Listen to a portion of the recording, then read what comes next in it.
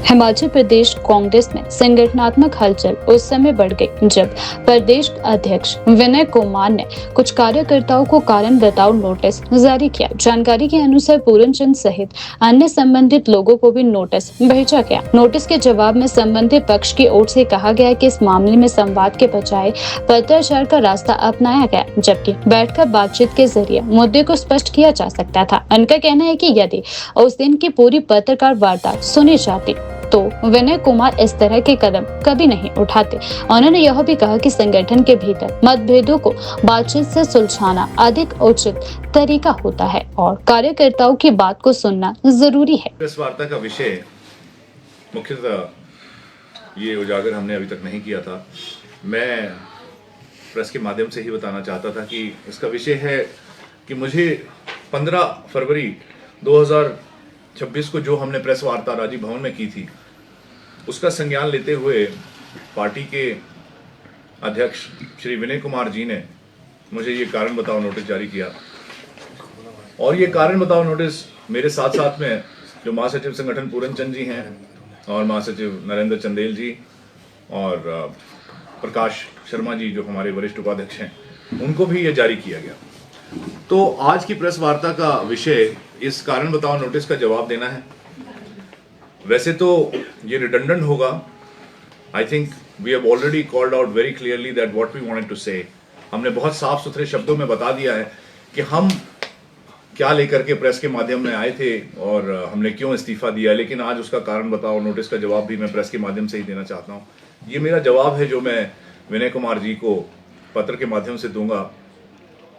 विनय कुमार जी ने पत्राचार चुना है बजाय संवाद के।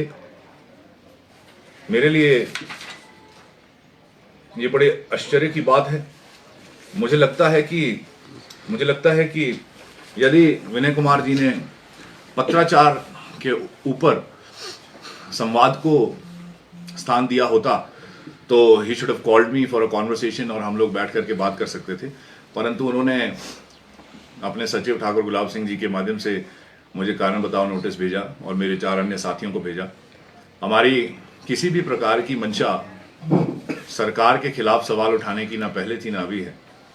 सरकार के खिलाफ सवाल विपक्ष उठाता है। हमने पूरी तरह से ये साफ किया था कि हम पार्टी के पदों से इस्तीफा दे रहे हैं, परंतु पार्टी में हम रहेंगे और पार्टी में कार्य करते रहेंगे।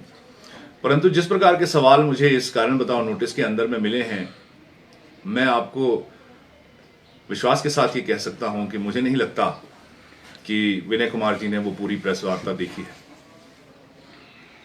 और आधी अधूरी जानकारी उनको जिस प्रकार से भी कहीं से भी मिली, जो भी उन्होंने एकत्रित करी, उसके बाद उन्होंने ये कारण बताओ नोटिस हमें जारी किया।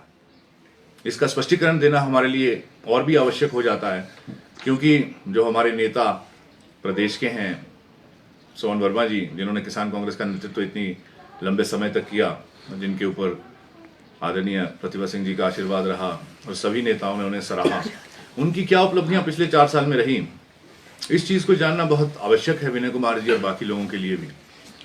हमारी जो पूरी टीम थी, उन्होंने एक 19 सूत्रीय मांग पत्र तैयार करके मुख्यमंत्री कार्यालय में मुख्यमंत्री से मिलने का समय एक बार नहीं, परंतु मैं समझता हूं 20-50 बार लेने की कोशिश की।